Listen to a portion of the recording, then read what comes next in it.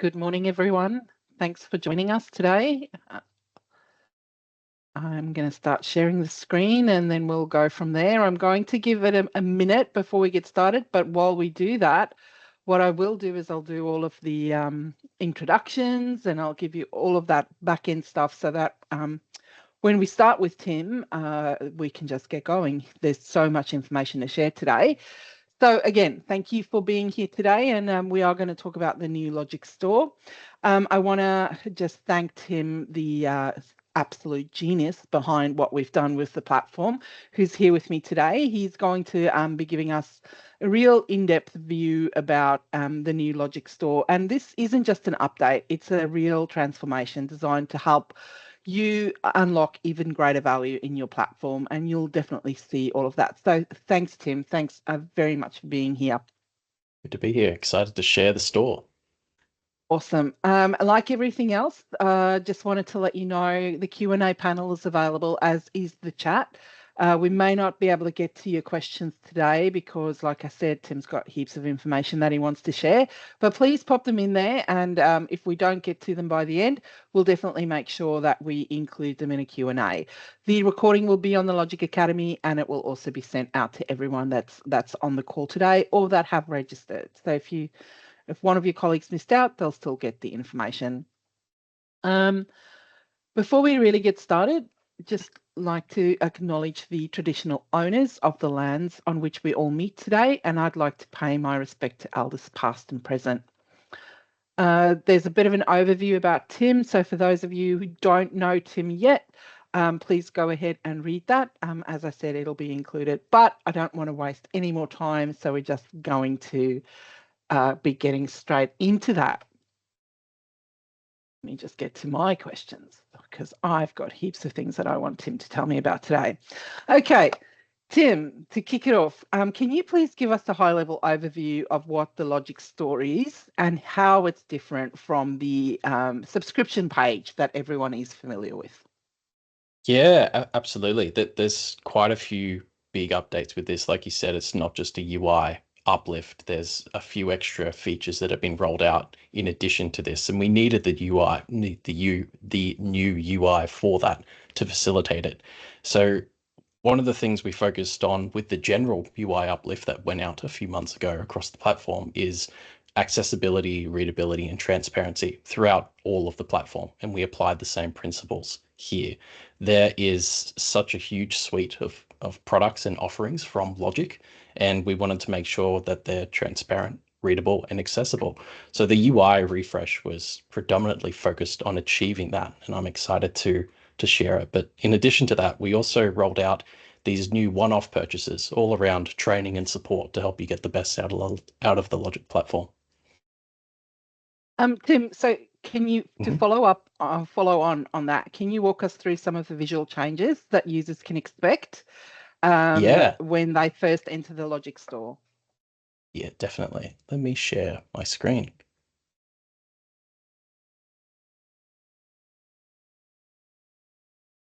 Great, cool. So it would make sense to start from the same way that anyone seeing the Logiqc store would actually see it.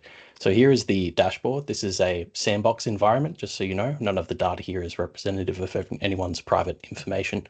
But the first thing we've done is add a new contextual menu here. And this is available to anyone who has access to the admin, and of course, anyone who can purchase items in the app. When you dive into the store, immediately, those are familiar with the subscription page, you'll see that it's vastly different. We've reorganized the way that the products are displayed. Instead of a grand list, you'll have this more targeted, more sorted categorization of products. In addition to this, you have your subscription summary, which gives you an overview of not just where you are from a plan point of view, but also the plans that are available to you. You can see in this sandbox environment, we have your current plan, which is a legacy one specific to you, and you have the option to join our professional enterprise plans. We've given you a snapshot of your user licenses, add-ons, dashboards, and integrations, which, as you would know, correspond to features in the Logiqc platform. And of course, there's the services as well, which we'll get to. But that's a very high-level overview of some of the new features here that we'll be going through for the rest of the session. Right. Tim, you briefly touched on that, but a major new addition is the integration of the service products along with Hmm. our existing platform products. What kind of technical considerations went into presenting these different types of Hmm. offerings in a clear and intuitive way for our users? Certainly. One thing I want to show you is just the sheer scale of the service offerings here. There's quite a few, right? I was mentioning before that Logic already has a huge array of our products here, but introducing the new one-off and service offerings, that was a bit of a challenge because we have so much extra to offer you. All of these training modules and support modules are already available to Logic customers, but we wanted to give you the ability to check it out from a self-service point of view. We originally thought maybe we could introduce this as an extension of the tab categorization functionality, but then we'd end up with about 14, 15 tabs, which isn't ideal from a user experience point of view. So what we've done is introduce the service tab with these sub filters, which any user can dive in and then filter based on what they want. You can group them together if you want to have a very extensive list, and you can filter on the fly as well, allowing you to narrow down to exactly what you're looking for. It was a bit of a UX challenge, that's for sure. But that's certainly made it easier than scrolling through that enormously long list, which is what I was going to ask you, how you got to that point. But that's quite clear in what you've described. So some of the service options will be free, which is fantastic, of Hmm. course, for our clients. How have you designed the interface to clearly differentiate between the free and the paid offerings, making it easier for our users to understand what's available to them at no Hmm. additional cost? Definitely. So again, going back to the products, which we've really focused on giving you as much information as you need to make a sensible decision about what you're looking for. What we've done is we've added some free resources here. I'll just zoom in a little bit. So when you expand an actual product description, we give you not just the complete summary so that you can get a good assessment of what you're looking for and whether it's a good fit for you and your use case, but also any freebies. A fun little thing we've been referring to this as in the store design is condiments. So the way we were thinking about this is a burgery. We have our main burgers, we have our fries as well, but we also have our condiments, which are your complimentary extras. And of course, if there's any extra information you would like to access, we have the Learn More button, which lets you drill down even deeper into what this product and feature is all about. But you can find your freebies underneath your product extra information. That's great. The Logic Store's goal is to help our clients get the maximum value for their subscription. From a front end development perspective, what technical features or user flows have you implemented to encourage this discovery and utilization of all of these services? Absolutely. So one of the things that we've rolled out with this store is the addition, like I said, the analogy of the burgery. We have the condiments, and I showed you those, and we have the burgers, which are the products, and I've showed you those as well. But in addition to this, we also have the fries. So we've enabled a more standard cart process.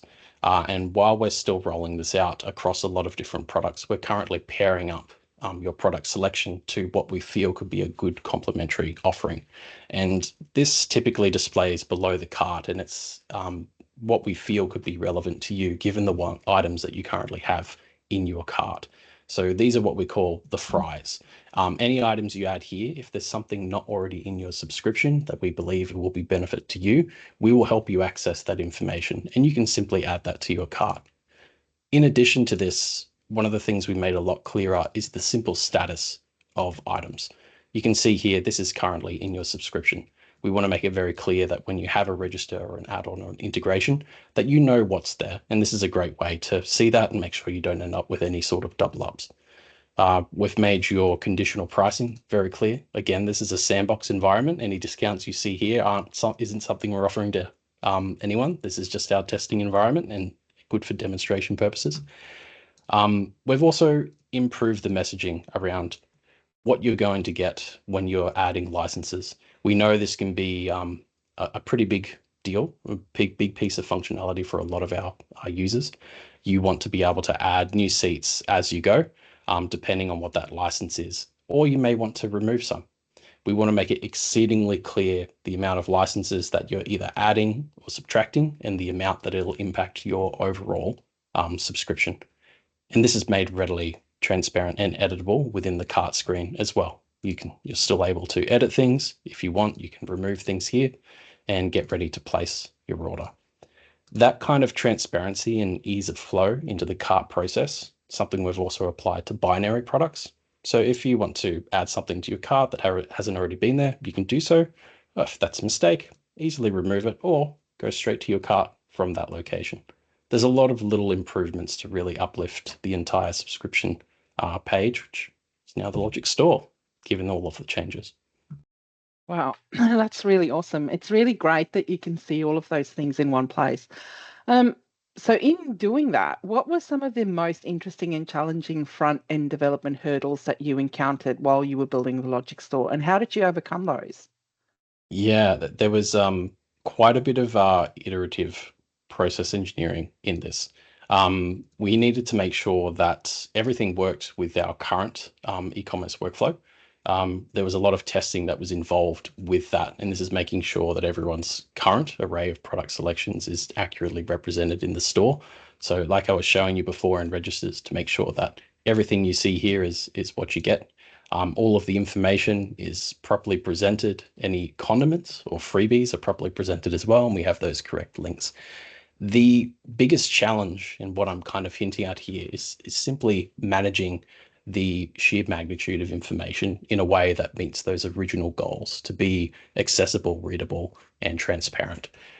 But I feel that with that iterative process, we really did make something good here, something that allow users to dive in. And from what we've seen from the past few days, they're already doing that seamlessly, which is fantastic to see. So considering that this is your baby and it's your genius behind this, what aspects about building the Logiqc store are you most proud of and why?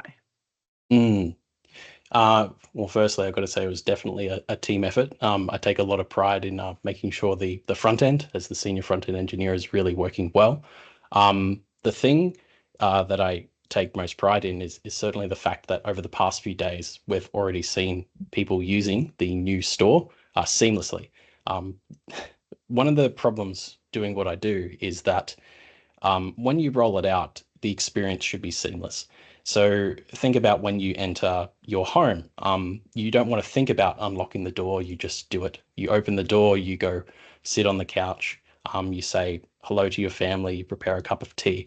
You don't think about all of these things. They're just there and they work with you to achieve your objective. A user experience is not really any different. The problem is that when it's working well, it gets out of people's way. It lets them browse the products they need to browse. It lets them add it to the cart as they need to, and then eventually check out. And ideally, the user experience shouldn't even be something that comes up as a conscious barrier. The problem is you tend to not get too much praise, but if you're not getting any complaints, that's a surefire success. And things seem to be working really well for a lot of users already. So that's as best as it can be from my point of view. I'm really proud of that. And so you should be.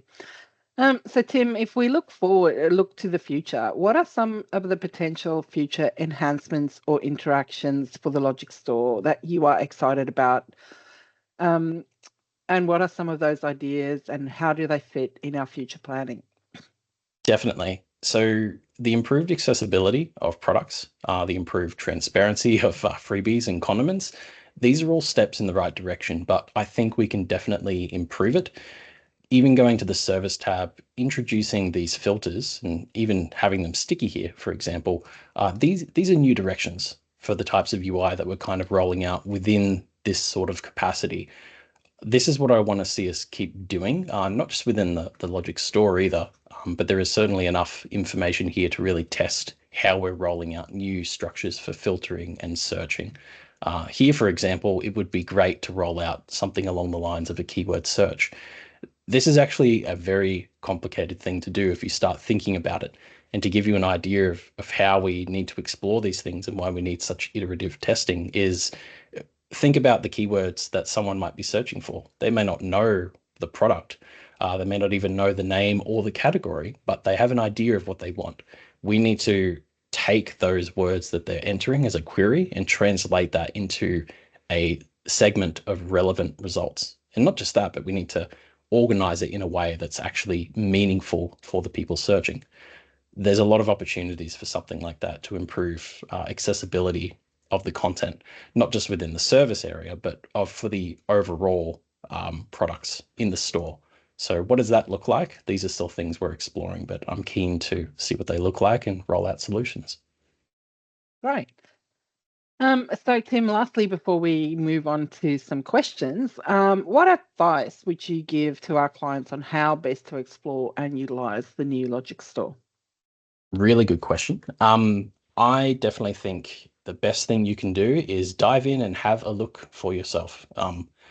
Again, we've put a lot of effort into making sure this is as useful as possible.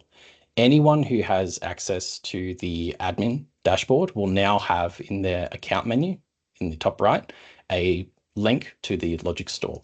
So something I want to make very clear here is everyone who has access to any admin area, I'm sure they can see the Logiqc store, but they can't place orders. That is reserved for those who specifically have the permissions to do so. They, of course, can still see the store, but we're just making sure there's a good degree of access. And this is the same level of access that everyone had before. Anyone could access the subscription page, and all we've done is add a context menu item. So I encourage everyone to dive in, have a look, see if you can make sure it's operating seamlessly and getting out of your way, like I described with the getting home analogy before, and have a look at the products. This is a new way to see the broad offering that Logiqc has available, and especially the service and support packages that are available to you. There is a huge array of information here, and I think a lot of people on this webinar and beyond will be surprised by just how much support is available to you and your team. That's great. So we'll open up the floor to any questions. If anyone has anything that they'd like to ask Tim, please pop it in the Q&A or in the chat, and we'll start going on to them. We do have a question, Tim. What admin level has authorization to increase and decrease licensing? I'm assuming it's permitted only to the super admin level. Maybe I'll be better to answer that question, or do you want to go for it? Well, the only thing I'll add in is that there is a specific permission to enable certain users to make in-app purchases. So this is the permission that you need. I believe from a super admin level, they have access to this permission, but you'll need to grant it to specific users within your company level. Yeah, Jeffrey, I'll just reiterate that. It is a permission that a super administrator can assign, but it is a permission that must be assigned, like Tim said, and it's called Edit Subscription Page. So those people have access to edit the subscription page and therefore place an order. Everyone else can prepare a quote, the quote can get signed off, and the person with the edit subscription permission can submit that. And still for things like your licenses, that still comes through instantly. So nothing's changed in that regard. Do we have any other questions? Any other feedback?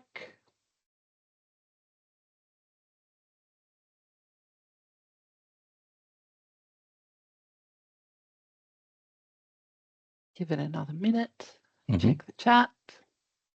What I'll do here is a bit of a demo. I might actually check out, because I don't think that's something I actually previewed to everyone. So this account does have the permissions to do that. I've triple checked. So let's add a few extra licenses here. We'll remove some as well. We'll add that in. And we do have the new report only license as well. So that's, we list the price per license. However, it's billed per pack. Let's go to the cart. We have a decent amount here. I will confirm this. We can, at this point, print the quote, which is what you were saying before, Elizabeth. So this is the stage that people who have access to view but not to purchase will be able to get to. They won't be able to place an order. So they can choose to print the quote, they can download. However, if you have those special permissions we talked about, you can place the order. And you've got to confirm it as well. This is a serious deal. And here we have, this is a new transient screen that's been introduced as well. It's one of the reasons why I wanted to demo it. It's just giving you that neat snapshot. If you need more than this for your records, you of course can print your PDF. Of course, if you come back later, let's say you jumped out, closed the tab, you forgot to get your PDF, you can come back here and view the order that you've placed and download that again. Tim, I've got a question. Mm-hmm.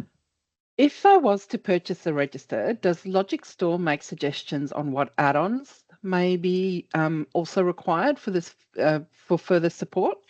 Yes. So we this is what I was referring to previously with the fries part of the burger analogy.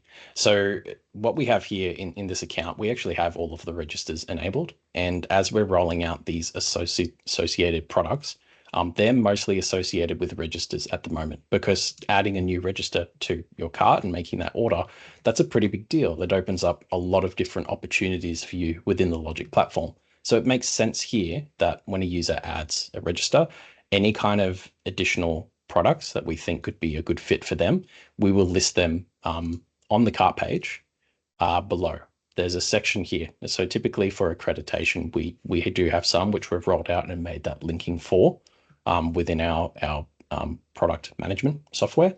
But we'll be looking to see what extra connections we can make. So yes, you should see that depending on the product you add, and registers are the ones we're targeting right now. So if I buy, say, if I don't have the asset register in my subscription and I buy that, it might suggest that there's a couple of training sessions that can help you, or there's an import that can be done. So that's the type of information that will be below that register in the cart.